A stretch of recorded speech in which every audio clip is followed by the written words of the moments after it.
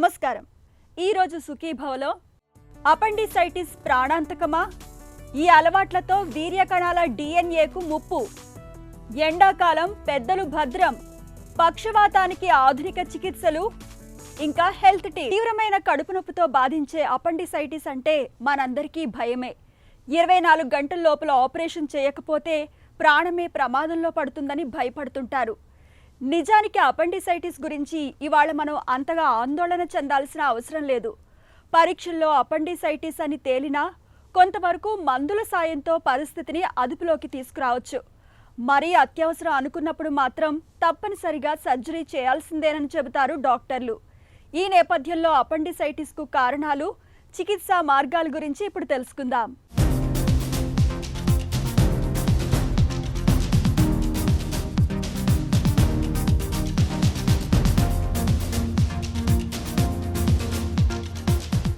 Appendix, దీన్ని వాడుకలో ఉండుకం అని కూడా పిలుస్తాం. ఇది చిన్న పేగు పెద్ద పేగు కలిసే చోట ఉండే ఓ చిన్న తిత్తి లాంటి భాగం. దీని ప్రవేశ మార్గం చిన్నగా ఉండటం వల్ల సాధారణంగా పెద్ద పేగులోని ఆహార పదార్థాలు, మలం వంటివేవీ దీనిలోకి వెళ్లవు. దీనిలో తయారయ్యే జిగురు స్రావాల వంటివి మాత్రం ఎప్పటికప్పుడు బయటకు వచ్చి పేగుల్లో కలిసిపోతుంటాయి. అయితే ఎప్పుడన్నా పేగుల్లో మలం గానీ, నులిపురుగుల వంటివి గానీ ఈ ఉండుక మార్గానికి అడ్డుపడినప్పుడు, బ్యాక్టీరియా మూలంగా ఇన్ఫెక్షన్ సోకినప్పుడు ఉండుకంలోని స్రావాలు, పదార్థాలు బయటకు రాకుండా అక్కడే ఇరుక్కుపోయి ఉండుకంలో వాపు మొదలవుతుంది. ఈ 2 సందర్భాల్లోనూ కూడా అపెండిసైటిస్ నొప్పి ఆరంభమవుతుంది. అపెండిక్స్ అనేది మనకి జనరల్గా ఏంటంటే అది ఒక వెస్టీజియల్ ఆర్గన్ అనమాట మనకి బాడీలో. అది చిన్న పేగు పెద్ద పేగు రెండు కనెక్ట్ అయ్యే జాయిన్ అయ్యే చోట ఒక చిన్న ట్యూబ్ లాంటి స్ట్రక్చర్ ఒకటి ఉంటుంది అనమాట. దాన్ని అపెండిక్స్ అని అంటాము. దానికి పెద్ద ఫంక్షన్ ఏమీ ఉండదు. కాకపోతే ఏంటంటే దానికి కొంచెం almost around 5 to 15 centimetres long ఉండి చాలా చిన్న ట్యూబ్ లాగా ఉంటుంది. సో మనం తిన్న ఆహారము చిన్న పేగులో జీర్ణమయ్యి కిందకి వెళ్ళే ప్రాసెస్లో చిన్న చిన్న గుళికల్లాగా మారుతూ ఉంటుంది. సో వాటిని ఫీకోలిట్స్ అంటారు. సో అవి ఎప్పుడైతే దానికి అడ్డుపడతాయో ఆ ల్యూమెన్కి ఈ అపెండిసైటిస్ అనే ప్రాసెస్ స్టార్ట్ అవుతుంది. దానివల్ల లోపల బ్యాక్టీరియా గ్రో అయ్యి ఇన్ఫ్లమేషన్ అనేది స్టార్ట్ అవుతుంది. సో ఆ విధంగా అపెండిక్స్ అనేది స్టార్ట్ అవుతుంది. ఇంకా ఇది రావడానికి రకరకాల కారణాలు ఉంటాయి. అవి కాకుండా మనకి జనరల్గా మోస్ట్ కామన్గా వచ్చేది ఈ ఫీకోలిత్ వల్ల. అది కాకుండా ఇంకా నులిపురుగుల వల్ల కానీ, లోపల ఏమైనా క్యాన్సర్ కానీ, గడ్డలు కానీ ఏమైనా ఉన్నా కానీ, ఇలాంటి కండిషన్స్లో ఈ అపెండిసైటిస్ అనేది వస్తుంది మనకి. వన్స్ ఇన్ఫ్లమేషన్ అపెండిసైటిస్ స్టార్ట్ అయిన తర్వాత అపెండిక్స్ దగ్గరే ఉంటుంది. బట్ టైం గడిచే కొద్దీ ఏమవుతుందంటే ఆ ఇన్ఫ్లమేషన్ అనేది చుట్టుపక్కల ఉన్న ప్రాంతాలకి స్ప్రెడ్ అయ్యి కాంప్లికేషన్స్ ఎక్కువే ఛాన్సెస్ ఉంటాయి. అపెండిసైటిస్ సమస్య ప్రధానంగా కడుపు నొప్పితో మొదలవుతుంది. తర్వాత జ్వరం, వాంతులు, ఆకలి లేకపోవటం వంటి లక్షణాలు కనిపిస్తుంటాయి. అపెండిసైటిస్ నొప్పి ముందు బొడ్డు దగ్గర, బొడ్డు చుట్టూ వస్తుంది. క్రమంగా సమయం గడుస్తున్న కొద్దీ ఉండుకం ఉండే చోటుకు, అంటే కుడివైపు పొత్తి కడుపు భాగానికి మారుతుంది. బొడ్డు దగ్గర ఆరంభమైన నొప్పి సుమారు 6 నుండి 8 గంటల తర్వాత ఇలా కడుపు కింది భాగానికి చేరుకుంటుంది. ఇది అపెండిసైటిస్ ప్రత్యేక లక్షణం. ఉండుకం ఉన్న భాగానికి, బొడ్డుకు మధ్య భాగాన్ని వేలితో నొక్కినప్పుడు నొప్పితో విలవిల్లాడిపోతారు. దగ్గినప్పుడు అపెండిక్స్ ఉన్న ప్రాంతంలో విపరీతమైన నొప్పి వస్తుంది. ఎడమకాలు కదపమంటే తేలికగా కదుపుతుంటారు, కానీ కుడికాలును కదపలేకపోతుంటారు. కుడికాలు కదిపినప్పుడు ఇలియాసోయాస్ అనే కండరం కదులుతుంది. ఇది లోపల ఉండుకాన్ని తాకుతుంది. దీంతో కుడికాలు కదుపుతుంటే లోపల నొప్పి చాలా తీవ్రమైపోతుంది. జనరల్గా మనకి అపెండిసైటిస్కి మనకి మోస్ట్ కామన్గా మనకు వచ్చేది ఏంటంటే కడుపులో నొప్పి అనేది వస్తుంది. అది ఎక్కడంటే మెయిన్ ఫస్ట్ మనకి జనరల్గా అందరూ గుర్తించేది పొత్తి కడుపులో కుడి పక్కన మనకి వస్తుందన్నమాట. సో ఎప్పుడైనా కానీ కుడి పక్కన కింద భాగంలో నొప్పి ఉందంటే కనుక ఫస్ట్ మనం సస్పెక్ట్ చేసేది అపెండిసైటిస్. ఇంకా వేరే సిమ్టమ్స్ ఏమేమి ఉంటాయంటే ఆకలి వేయకపోవడము, వాంతులు అవ్వడము, వాంతు వచ్చేలాగా ఉండడము, జ్వరము, ఇలాంటి సిమ్టమ్స్ అన్నీ ఉంటాయి అన్నమాట. అక్యూట్గా వచ్చినప్పుడు ఏమవుతుందంటే ఆ ఇన్ఫ్లమేషన్ అనేది అపెండిసైటిస్ చుట్టుపక్కలే ఉంటుంది. బట్ వన్స్ మనం దాన్ని నిర్లక్ష్యం చేస్తూ ఉంటే ఏమవుతుందంటే ఒక 24 hours 48 hours టైం గడిచే కొద్దీ ఆ ఇన్ఫ్లమేషన్ అనేది స్ప్రెడ్ అవుతూ ఉంటుంది. సో ఆ ఇన్ఫెక్షన్ని స్టాప్ చేయడం కోసం మన బాడీ అనేది ప్రయత్నం చేస్తుంది. ఆ ప్రయత్నంలో భాగంగా లోపల ఉన్న ఒమెంటం అంటారు, అంటే కొవ్వుతో కూడిన ఒక ముద్దలాగా ఫామ్ అవుతూ ఉంటుంది. అది కాకుండా ఏంటంటే ఈ ల్యూమెన్ అనేది బాగా పెరిగిపోతుంది. తర్వాత అలా పెరగడం వల్ల దాని లోపల ప్రెషర్ ఎక్కువైపోయి బ్లడ్ సప్లై తగ్గిపోతుంది. సో అక్కడ అపెండిక్స్ పేగు కుళ్ళిపోయి చిన్న హోల్స్ పడిపోయి పర్ఫరేట్ అయిపోతుంది. ఆ పర్ఫరేట్ అయిపోయి ఏమవుతుందంటే ఆ బ్యాక్టీరియా అంతా పాయిజనస్ ఫ్లూయిడ్ అంతా అనేది మన పొట్ట లోపలికి విడుదల చేయబడుతుంది. సో దీనివల్ల చీము పట్టేసి పొట్ట అంతా చీము స్ప్రెడ్ అయిపోయి ఉంటుంది. సో దీన్ని ఎర్లీగా గుర్తించుకొని దాని ట్రీట్మెంట్ తీసుకోవడం అనేది చాలా మంచిది. పొట్టలో కుడివైపు నొప్పి అన్నది కేవలం అపెండిసైటిస్ వల్లే కాదు, విరేచనాలు, మూత్రనాళ ఇన్ఫెక్షన్లు, లింఫ్ గ్రంథులు వాచినప్పుడు ఇలాంటి సందర్భాల్లో కూడా పొట్టలో కుడివైపు నొప్పి బాధించే అవకాశం ఉంది. కాబట్టి అపెండిసైటిస్ను ఖచ్చితంగా నిర్ధారించుకునేందుకు అల్ట్రాసౌండ్, రక్త పరీక్షలు చేయాల్సి ఉంటుంది. ఈ పరీక్షల సాయంతో అపెండిసైటిస్ను ఖచ్చితంగా నిర్ధారించుకోవచ్చు. ఒకప్పుడు అపెండిక్స్లో వాపు వస్తే అది 24 గంటల్లో పగిలిపోతుందని భావించేవారు. కానీ ఇది అన్ని కేసుల్లోనూ నిజం కాదు. ఇప్పుడు మనకు అత్యాధునికమైన యాంటీబయాటిక్స్ అందుబాటులో ఉన్నాయి. అనుమానంగా ఉన్న కేసుల్లో కొంత వేచి చూసి ఖచ్చితంగా నిర్ధారించుకుని అప్పుడు అవసరమైతే ఆపరేషన్ చేయొచ్చు. 24 గంటల్లో ఏదో అయిపోతుందని భయపడుతూ అనవసరంగా ఆపరేషన్లకు వెళ్లాల్సిన పని ఇప్పుడు లేనే లేదు. మందులు వాడి కూడా కన్జర్వేటివ్ మేనేజ్మెంట్ చేసుకోవచ్చు. ఇప్పుడు మన వితిన్ 24 అవర్స్లో అనేది ఎప్పుడైతే మా ఆపరేషన్ చేయించుకోవడం మంచిది. బట్ వన్స్ ఇది 24 అవర్స్ దాటిపోయి వెళ్ళిపోయింది, ఒక 2 to 3 days తర్వాత పేషెంట్ మన దగ్గరికి వచ్చినప్పుడు పేషెంట్ కండిషన్ బట్టి ఆపరేషన్ చేయొచ్చా లేదా చేయకూడదా అనేది మనం డిసైడ్ చేసుకోవాలి. ఇప్పుడు 2 to 3 daysలో ఏమవుతుందంటే నేను చెప్పినట్టు అది ముద్దగా అయిపోవడం కానీ లేకపోతే యాబ్సెస్ ఫామ్ అయిపోవడం కానీ ఉన్నప్పుడు ఆ టైంలో మనం ఆపరేషన్ కోసం వెళ్ళినప్పుడు ఆపరేషన్ సక్సెస్ఫుల్గా చేయడం అనేది కొంచెం కష్టంగా ఉంటుంది. దాంతోపాటు కాంప్లికేషన్స్ రేట్ కూడా ఈ టైంలో ఎక్కువగా ఉంటుంది. అటువంటి సందర్భాల్లో మనం ఆపరేషన్ లేకుండా కన్జర్వేటివ్ మేనేజ్మెంట్ చేసుకొని వన్స్ ఇన్ఫెక్షన్, ఆ ఇన్ఫ్లమేషన్ తగ్గిన తర్వాత ఆపరేషన్ ప్లాన్ చేసుకోవాలి. ఇంకోటి ఏంటంటే ఒక్కోసారి చీమ్ గడ్డగా ఉంటుంది. అప్పుడు ఆపరేషన్ పూర్తి కంప్లీట్ చేయకుండా ఆ గడ్డను వరకు క్లియర్ చేసుకొని ఆ చీము అంతా మనం క్లియర్ చేసుకోవడం కోసం చిన్న ట్యూబ్ వేస్తాము. అప్పుడు ఆ చీము అంతా పోయిన తర్వాత ఇంటర్వల్ అపెండిసెక్టమీ అంటారు. అంటే ఒక 6 వారాల తర్వాత మనము అపెండిసైటిస్కి ఆపరేషన్ చేయించుకోవడం మంచిది. అల్ట్రాసౌండ్ స్కానింగ్లో అపెండిక్స్లో వాపు ఉండి అపెండిసైటిస్ వచ్చిందని స్పష్టంగా నిర్ధారణ అయితే నేరుగా ఆపరేషన్కు వెళ్ళిపోవచ్చు. ఉండుకాన్ని తొలగించడానికి 2 రకాల సర్జరీలు అందుబాటులో ఉన్నాయి. పొట్ట మీద కోత పెట్టి ఉండుకాన్ని తొలగించే విధానం ఒకటి. రెండోది పొట్ట మీద రంధ్రాలు వేసి వాటి ద్వారా కెమెరా గొట్టం, పరికరాలు పంపి ఉండుకాన్ని తొలగించే లాప్రోస్కోపీ విధానం. రెండూ సమర్థమైనవే, కానీ లాప్రోస్కోపీ విధానంలో పెద్దగా కోత ఉండదు కాబట్టి త్వరగా కోలుకుంటారు. అయితే పరీక్షల్లో సమస్య అంత స్పష్టంగా నిర్ధారణ కానప్పుడు, కడుపులో నొప్పి తీవ్రంగా లేనప్పుడు ఎలాంటి ఆహారం ఇవ్వకుండా సెలైన్ ఇస్తారు. దీంతో పేగులకు పూర్తి విశ్రాంతి దక్కి 1-2 రోజుల్లో నొప్పి తగ్గిపోతుంది. అప్పుడు తిరిగి పరీక్షించి ఆపరేషన్ అవసరమా లేక మందులతో చికిత్స చేస్తే సరిపోతుందా అన్నది తేలుస్తారు.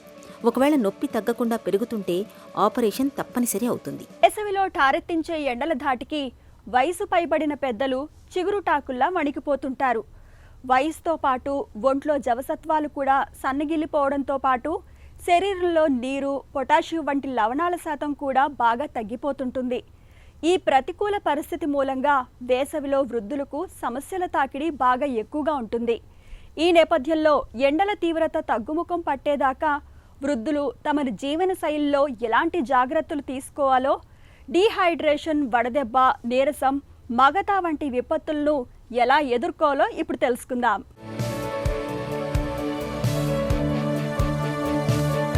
ఎండాకాలంలో వృద్ధులకు సమస్యల తాకిడి ఎక్కువ. తీవ్రమైన వేడి, వడగాడ్పుల మూలంగా వృద్ధులు ఉక్కిరిబిక్కిరైపోతుంటారు. నీరసం, నిస్సత్తువ, అలసట, మగత ఇవన్నీ వేసవిలో వృద్ధుల్ని కుదేలయ్యేలా చేస్తుంటాయి. పెద్ద వయసులో ఒంట్లో నీరు, లవణాల శాతం తక్కువగా ఉంటుంది. ఇలాంటప్పుడు తీవ్రమైన ఎండల మూలంగా వృద్ధులకు చాలా త్వరగా నీరసం కమ్ముకొస్తుంటుంది. నీరసం, నిస్సత్తువకు తోడుగా బీపీ కూడా బాగా పడిపోతుంటుంది. ఈ పరిస్థితి నుంచి వృద్ధుల్ని కాపాడడానికి వెంటనే వారిని చల్లటి ప్రదేశాల్లోకి తీసుకెళ్లాలి. ద్రవాహారాలను అందించడంతో పాటు అవసరమైతేనే రక్తనాళాల్లోకి సెలైన్ కూడా ఎక్కించాల్సి ఉంటుంది. ముఖ్యంగా ఎండలోకి వెళ్లి వచ్చిన తరువాత చర్మం కింద రక్తనాళాలు ఒక్కసారిగా వ్యాకోచిస్తాయి. దీంతో ఒక్కసారిగా రక్తపోటు తగ్గిపోతుంది. ఫలితంగా మెదడుకు రక్త ప్రసారం తగ్గి స్పృహ కోల్పోతుంటారు. ఈ పరిస్థితుల్ని అధిగమించడానికి ద్రవాహారాలను అందించడంతో పాటు చల్లటి వాతావరణాన్ని కల్పించడం లాంటి అనేక ఉపశమన చర్యల్ని తీసుకోవాలి. వేసవిలో తీవ్రమైన వడదెబ్బకు వయసు మళ్లిన వాళ్లు పిట్టల్లా రాలిపోతుంటారు. వడదెబ్బకు సత్వరమే సరైన ఉపశమన చర్యలు తీసుకోకపోతే పరిస్థితి ప్రాణాంతకంగా పరిణమించే ప్రమాదం ఉంటుంది. వడదెబ్బ తగిలినప్పుడు ఆ వ్యక్తిని వెంటనే చల్లటి ప్రదేశానికి తీసుకెళ్లాలి. ఒంటిపై తడిబట్ట పెట్టి తుడవాలి. కొబ్బరి నీళ్లు, మజ్జిగ వంటి ద్రవాహారాల్ని తాగించాలి. పరిస్థితి కుదుట పడనప్పుడు వెంటనే ఆసుపత్రికి తరలించాలి. ఇక ఎండవేళ సాధ్యమైనంత వరకు ఇంటి పట్టున ఉండటమే మేలు. ఎండలోకి వెళ్లాల్సి వచ్చినప్పుడు వెంట గొడుగును పట్టుకెళ్లాలి. ఎండాకాలం వెళ్లే వరకు చెమటను బాగా పీల్చుకునే తెల్లటి కాటన్ దుస్తులు ధరించాలి. దాహం వేసినా వేయకున్నా తరచూ నీళ్లు తాగుతుండాలి. షుగర్, బీపీ, కిడ్నీ వ్యాధులకు వాడే మందుల మూలంగా ఎక్కువసార్లు మూత్రానికి వెళ్లాల్సి వస్తుంటుంది. ఇలాంటప్పుడు ఒంట్లోని లవణాలు, నీరు వేగంగా బయటకు వెళ్లిపోతూ త్వరగా నీరసం వచ్చేస్తుంటుంది. ఈ పరిస్థితిని అధిగమించడానికి ఉప్పు కలిపిన బార్లీ, జావా, మజ్జిగ, నిమ్మరసాల్ని తరచూ తీసుకుంటూ ఉండాలి. ఈ జాగ్రత్తలు వేసవి సీజన్లో వృద్ధుల ఆరోగ్యాన్ని భద్రంగా ఉంచుతాయి. పక్షవాతం చెట్టంత మనిషిని క్షణాల్లో కుప్పకూల్చే ఒక పెను ఉత్పాతం. దీని బారిన పడ్డాక మన శరీరంలో సగభాగం చచ్చుబడిపోతుంది. కాలు చెయ్యి ఆడదు, నోటి మాట రాదు. మొత్తంగా ఆ మనిషి అనుభవించే దురవస్థకు అంతు ఉండదు. సమాజంలో అధిక సంఖ్యలో ప్రజలను వైకల్యం బారిన పడేస్తున్న అతిపెద్ద సమస్య పక్షవాతమే అంటారు డాక్టర్లు. పక్షవాతం బారిన పడ్డాక కదలికలు కట్టుబడిపోవడం, మంచానికే పరిమితం కావడంతో చాలామంది తీవ్రమైన మానసిక వ్యాకులతకు లోనవుతుంటారు. ఈ నేపథ్యంలో అసలు పక్షవాతం ఎందుకు వస్తుందో, ఆధునిక వైద్యంలో పక్షవాతానికి ఎలాంటి చికిత్సలు అందుబాటులో ఉన్నాయో, పక్షవాతాన్ని నివారించుకునేందుకు ఏం చేయాలో డాక్టర్ని అడిగి ఇప్పుడు తెలుసుకుందాం.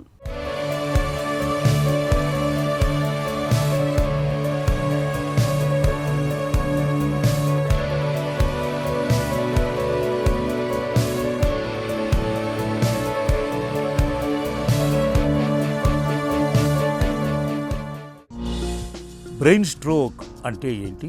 ఎన్ని రకాలుగా వస్తుంది? సో బ్రెయిన్ స్ట్రోక్ ముఖ్యంగా 2 రకాలు ఉంటుంది. ఒకటి ischaemic stroke, 2 haemorrhagic stroke. Ischaemic stroke అంటే ఈ రక్త ప్రసరణ అనేది ఆగిపోవటం వలన ఆ ఏరియా ఎఫెక్ట్ అవుతుంది. దాన్ని మనం ఇస్కిమిక్ స్ట్రోక్ అంటాం. అలాగే హెమరేజిక్ స్ట్రోక్ అంటే రక్తనాళంలోంచి రప్చర్ అవటం వలన కానీ, లేకపోతే దాంట్లోంచి బ్లడ్ లీక్ అవటం వలన కానీ వచ్చేదాన్ని మనం హెమరేజిక్ స్ట్రోక్స్ అంటాం. రెండిట్లో చూసుకుంటే కనుక వీళ్ళలో ఇస్కిమిక్ స్ట్రోక్స్ ఎక్కువ శాతం మందికి వస్తుంది హెమరేజిక్ స్ట్రోక్స్ కంటే. కానీ రెండిటికి రిస్క్ ఫ్యాక్టర్స్ కొన్ని కామన్గా ఉంటాయి. అంటే ఏజ్, వయసు పెరిగే కొద్దికి, అలాగే సెక్స్, మగవాళ్ళలో ఎక్కువ ఛాన్స్ ఉంటుంది ఒక వయసు వచ్చే వరకు. ఒక వయసు దాటిన తర్వాత 60 సంవత్సరాలు 70 సంవత్సరాలు దాటిన తర్వాత ఆడవాళ్ళలో మగవాళ్ళలో ఆ రేషియో తగ్గే అవకాశం ఉంటుందన్నమాట. సో అలాగే బ్లడ్ ప్రెషర్, బీపీ ఎక్కువ ఉన్న వాళ్ళకి, షుగర్ ఉన్న వాళ్ళకి, అలాగే వెయిట్ ఎక్కువ ఉన్న వాళ్ళకి, కొలెస్ట్రాల్ ఎక్కువ ఉన్న వాళ్ళకి, అలాగే ఈ కొన్ని హ్యాబిట్స్, స్మోకింగ్, ఆల్కహాల్ ఇలాంటివి కూడా రిస్క్ ఫ్యాక్టర్స్ ఉండొచ్చు. అయితే ఇస్కిమిక్స్ కొన్నిసార్లు మందులతో కూడా స్ట్రోక్స్ రావచ్చు అన్నమాట. అంటే ముఖ్యంగా చూస్తే కనుక ఇస్కిమిక్ స్ట్రోక్ మిగతా కారణం ఇవి కామన్ కారణాలు కాకుండా ఒకవేళ రక్తం ఈజీగా చిక్కబడే లక్షణాలు ఉన్న వాళ్ళల్లో ఇస్కిమిక్ స్ట్రోక్స్ వచ్చే అవకాశం ఎక్కువ ఉంటుంది. అలాగే హెమరేజిక్ స్ట్రోక్స్ ఎక్కువ శాతం మందికి ఈ మందులు వాడుకుంటుంటే యాంటీకోగులేషను, యాంటీకోగులిన్స్, యాంటీప్లేట్లెట్ మెడికేషన్స్ వాడుకున్న వాళ్ళల్లో ఈ హెమరేజిక్ స్ట్రోక్ రిస్క్ ఎక్కువ ఉంటుంది. అలాగే కొద్ది మందిలో బ్రెయిన్లో రక్తనాళాల్లో మనకి కొంతమందికి ఎనిరిజమ్స్ అని ఉంటాయి అన్నమాట. అంటే ఈ బ్లడ్ వెజల్స్ మీద ఉబ్బెత్తున కాయిల్లాగా ఉంటాయి. అవి ఒక్కోసారి రప్చర్ అయినప్పుడు బ్లీడింగ్ జరగచ్చు. అలాగే ఏబీ మాల్ఫార్మేషన్స్ అంటే రక్తనాళాలు ఫామ్ అయినప్పుడు ఈ బ్రెయిన్లో ఉన్న ఆర్టరీస్, వెయిన్స్ కమ్యూనికేట్ అయ్యి అవి ప్రాపర్గా బలంగా లేకపోవటం వలన మిగతా రిస్క్ ఫ్యాక్టర్స్ కూడా యాడ్ అయితే, ఉదాహరణకు బీపీ, స్మోకింగ్ లాంటివి యాడ్ అయితే వీళ్ళకి ఈ బ్లీడింగ్ అయ్యే అవకాశం ఉంటుందన్నమాట. పక్షవాతం తాలూకు లక్షణాలు ఎలా ఉంటాయి? సో ఇస్కిమిక్ స్ట్రోక్స్లో, హెమరేజిక్ స్ట్రోక్స్లో వీళ్ళల్లో ముఖ్యంగా చూస్తే కనుక కామన్ సిమ్టమ్స్ కొన్నిసార్లు వీళ్ళకి కాలు చేయి వీక్నెస్ రావటం, మాట తడబట్టడం, అలాగే నడుస్తుంటే తూళ్ళు లాంటివి రావటం, ఇలాంటి లక్షణాలు ఉండే అవకాశం ఉంటుంది.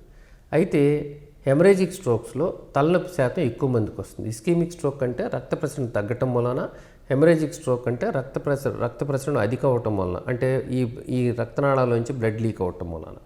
సో కొద్దిగా హెమరేజిక్ స్ట్రోక్స్ ఎక్కువ శాతం మందికి తలనొప్పితో ఉండొచ్చు అన్నమాట. అలాగే ఇస్కిమిక్ స్ట్రోక్ కొంతమందికి అలా వచ్చి తగ్గిపోయి మళ్ళీ వచ్చి తగ్గిపోయే అవకాశం ఉంటుంది. దాన్ని మనం TIAs అంటాం అనమాట, ట్రాన్సియంట్ ఇస్కిమిక్ అటాక్స్. సో వీళ్ళల్లో మనం చూస్తే కనుక కొంతమందికి సడన్గా వచ్చి అన్కాన్షియస్ అయితే కనుక ఎక్కువ శాతం మందికి అది రక్తనాళం రప్చర్ అవటం వల్ల హెమరేజిక్ స్ట్రోక్స్ అయ్యే అవకాశం ఉంటుందన్నమాట. పక్షవాతం ఎందుకు వస్తుంది? ముప్పు ఎవరికి ఎక్కువ? వయసు పెరుగుతున్న కొద్దికి ఈ స్ట్రోక్ రిస్క్ని బారిన పడేవాళ్ళు ఎక్కువ అవుతూ ఉంటారు. ఈ లైఫ్ స్టైల్లో చేంజ్ రావటం వలన మామూలుగా పని చేయటం తగ్గిపోయి ఎక్కువ సెడెంటరీ వర్క్ చేయటం మూలాన, ఒబేసిటీ మూలాన బీపీ పెరగటం, షుగర్ పెరగటం ఇలాంటి వాటివే కాకుండా వీళ్ళకి మానసిక ఒత్తిడి ఇలాంటి వాటితో ఈ స్ట్రోక్ రిస్క్స్ పెరుగుతున్నాయి. అలాగే ఫుడ్ కూడా, అంటే ఇప్పుడు ఇదివరకు కంటే కూడా ఇప్పుడు ఈ జంక్ ఫుడ్స్ అవి రావటం, అలాగే ఎక్కువ కదలకుండా ఉండటం వలన, ప్లస్ హై సాల్టెడ్ ఫుడ్స్ తినటం, సాల్ట్ కంటైనింగ్ ఫుడ్స్, ఈ ప్రిజర్వేటివ్స్ ఉన్న ఫుడ్స్ తినటం వలన కూడా రిస్క్ ఫ్యాక్టర్స్ ఉండే అవకాశం ఉంటుందన్నమాట. పక్షవాతానికి సంబంధించి గోల్డెన్ అవర్ అంటే ఏంటి? మనం ఫస్ట్ 1 అవర్ని ఎందుకు టార్గెట్ పెట్టుకుంటామంటే కనీసం ఆ టార్గెట్లో రీచ్ అయ్యి ఆ టార్గెట్లో ట్రీట్మెంట్ తీసుకుంటే తక్కువ నరాలు దెబ్బతింటే కనుక మిగతా పార్ట్ దెబ్బతినకుండా ఉంటే స్ట్రోక్ బారిన పడిన వాళ్ళు తర్వాత రీహాబిలిటేషన్తో అయినా ఏం చేసినా కూడా బార్డర్లో ఉన్న ఏరియా, అంటే కొంత డ్యామేజ్ అయిన ఏరియా, అసలు డ్యామేజ్ అయిన ఏరియా కాకుండా మధ్యలో కొంత జోన్ ఉంటుందన్నమాట. ఈ జోన్ని మనం కరెక్ట్ సకాలంలో కనుక మనం రక్త ప్రసరణ పునరుద్ధరించగలిగితే కనుక పేషెంట్ తక్కువ స్ట్రోక్ బారిన పడే అవకాశం ఉంటుంది. అందుకనే ఈ గోల్డెన్ అవర్ అవేర్నెస్ అనేది వచ్చిందనమాట. పక్షవాతానికి చికిత్స ఎలా ఉంటుంది? అంటే ఒక స్ట్రోక్ టీమ్ లాగా వర్క్ చేయాలి. అందరూ ఒకసారి ఒకదాని తర్వాత ఒకటి చేయాల్సిన అవసరం లేదు. ఒకళ్ళు బ్లడ్ షుగర్ చెక్ చేస్తుంటే ఒకళ్ళు బ్లడ్ శాంపుల్ డ్రా చేసి ఏమైనా సోడియం లెవెల్స్ తగ్గినాయో చూడాలి, ఒకళ్ళు స్కాన్కి రెడీ చేస్తూ ఉండాలి. ఇలా మనం పేషెంట్ని ఈ మల్టీ డిసిప్లినరీ టీమ్స్తో మనం ట్రీట్ చేయగలిగితే కనుక టైం సేవ్ చేసి పేషెంట్ని మనం తొందరగా ఈ స్ట్రోక్ బర్డెన్ని తగ్గించే అవకాశం ఉంటుంది. సో పేషెంట్ రాగానే మనం బ్లడ్ షుగర్ చెక్ చేయటం, ఎలక్ట్రోలైట్స్ పంపించటం, స్కాన్ చేయటం, మిగతా రిపోర్ట్స్ అన్నీ చూసుకోవటం, ఓ పక్కన మనం స్కాన్కి అరేంజ్ చేసుకున్న తర్వాత ఏ విధమైన స్ట్రోక్ వచ్చిందో చూసుకోవటం, బీపీ ఎక్కువ ఉంటే బీపీ తగ్గించటం, అలాగే స్కాన్ చేసిన తర్వాత అది ఇస్కెమిక్ స్ట్రోకా హెమరేజిక్ స్ట్రోకా డిసైడ్ చేయటం, అలాగే ఇస్కెమిక్ స్ట్రోక్ అయితే కనుక మనం థ్రాంబోలైసిస్ అనే ఇంజెక్షన్ ఇవ్వాలా లేదా, ఇది ఫిట్ అవుతుందా లేదా అనేది చూడటం, అలాగే మెకానికల్ థ్రాంబెక్టమీ అంటే యాంజియోప్లాస్టీ లాగా అది చేసే అవకాశం ఉందో చూడటం, అదే హెమరేజిక్ స్ట్రోక్ అయితే కనుక బీపీ లాంటిది తగ్గించటం, బ్రెయిన్ వాపుని తగ్గిస్తే కనుక ఇంకా ఫర్దర్గా ఒత్తిడి నరాల మీద ఒత్తిడి తగ్గి బెటర్గా పర్ఫామ్ చేసి తర్వాత బెటర్గా ఉండే అవకాశాలు ఉంటాయండి. పక్షవాతం నివారణ ఎలా? ముఖ్యంగా మనం చేయాల్సింది ఏంటంటే కనుక దీని గురించి అవగాహన కల్పించడం. ముఖ్యంగా ప్రతి పేషెంటు కొంత వయసు దాటిన తర్వాత, ప్రతి మనిషి కొంత వయసు దాటిన తర్వాత వాళ్ళ యొక్క రిస్క్ ఫ్యాక్టర్స్ని బీపీ చెక్ చేయించుకోవటం, షుగర్ చెక్ చేయించుకోవటం, కొలెస్ట్రాల్ లాంటిది ఏమైనా ఉందేమో చెక్ చేసుకోవటం, దానికి తగ్గట్టు డాక్టర్తో మనం ట్రీట్మెంట్ తీసుకోవటం, అది ప్రైమరీ కేర్. అలాగే ఒకసారి స్ట్రోక్ వచ్చిన తర్వాత సెకండరీ ప్రివెన్షన్, మళ్ళీ స్ట్రోక్ రాకుండా ఉంటాక తీసుకోవాల్సిన జాగ్రత్తలు, రెగ్యులర్ ఎక్సర్సైజు, అలాగే దానికి తగ్గట్టు మందులు వేసుకోవటం, అలాగే ఈ లైఫ్ స్టైల్ మోడిఫికేషన్ అంటే రెగ్యులర్గా వ్యాయామం చేయటం, వారంలో 7 రోజులు లేకపోతే 6 రోజులైనా సరే కనీసం 30 నుంచి 45 నిమిషాల వరకు బ్రిస్క్గా ఎక్సర్సైజ్ చేయటం చాలా అవసరం. అలాగే డైట్ని మార్చుకోవటం, అంటే ఈ లో సాల్ట్ ఫుడ్డు, అలాగే హై అంటే యాంటీ ఆక్సిడెంట్స్ ఉంది వెజిటబుల్స్, ఫ్రూట్స్ అలాంటి ఆహారం తీసుకోవటం, రెగ్యులర్గా వ్యాయామం చేయటం, అలాగే వెయిట్ ఎక్కువ ఉంటే వెయిట్ తగ్గటం, అలాగే స్మోకింగ్, ఆల్కహాల్ లాంటివి ఉంటే కనుక మానేయటం, స్మోకింగ్ని కంప్లీట్గా మానేయటం, ఆల్కహాల్ ఎప్పుడన్నా పరిమితంగా తీసుకోవచ్చు. ఇలాంటివి వాళ్ళకి అవగాహన కల్పించాల్సిన అవసరం ఉంటుందండి. పక్షవాతానికి సకాలంలో సరైన వైద్యం తీసుకోవడం చాలా అవసరం. ముఖ్యంగా పక్షవాతం వచ్చిన తొలి గంటను అమూల్యమైందిగా చెప్పుకోవాలి. ఈ గోల్డెన్ అవర్లో ఆసుపత్రికి చేరుకుని వైద్యం పొందగలిగితే పక్షవాతం తాలూకు దుష్ఫలితాలని పూర్తిగా నివారించుకోవచ్చు. ఇక ఈరోజు కార్యక్రమాన్ని ముగించే ముందు స్టార్ హాస్పిటల్ సమర్పించే ఒక చిన్న చిట్కా మీకోసం. గుండెను ఆరోగ్యంగా ఉంచుకునేందుకు రోజు ఉదయం సాయంత్రం 1/2 టీ స్పూన్ మోతాదులో అర్జున బెరడు పొడికి కొద్దిగా తేనెను కలిపి తీసుకోవడాన్ని అలవాటు చేసుకోండి. ఇది గుండెకు టానిక్లా పనిచేస్తుంది. గుండె కండరాలు కూడా బలోపేతం అవుతాయి.